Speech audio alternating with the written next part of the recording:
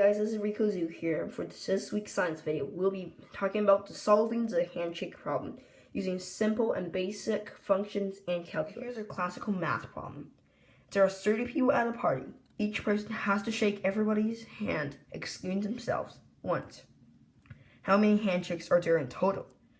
So to solve this problem, we first need to understand some basic calculus. First question, we will graph it. We will graph the information using the y and x axis. So for person number 30 starts, the person will shake hands with 29 people, which is everybody besides himself.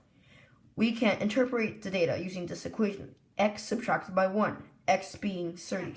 The 29th person shakes hands with everybody besides himself and person 30, because he already shook hands with him, and so on. At the end, you will see something like this graph. So on the y-axis, you have the number of handshakes.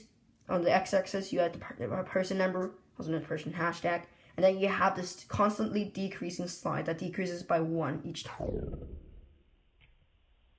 The graph is actually forming a triangle, as if you graph to number 1, who will shake with 0 people, you will get 0.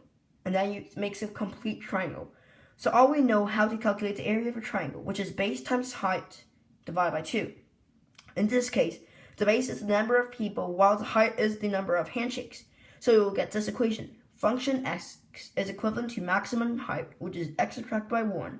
Remember, the person who shakes the most amount of handshakes is actually person number 30, which is 30 subtracted by 1, which is 29 handshakes. Where's the amount of handshakes you have to give? Multiply by the number of people, which is 30, divided by 2, in order to form a triangle. This will work with a classical acceleration problem. For example, a car accelerates up to 60 miles per hour within 10 seconds. How far distance did they travel? Use the same exact formula we used by dividing it by 2. So it will form a triangle to model the total amount of distance that it traveled over time. Thank you guys for watching the science video this week. This is Rico Zoo here, and please like and subscribe if you want more weekly science videos. Thanks for the support.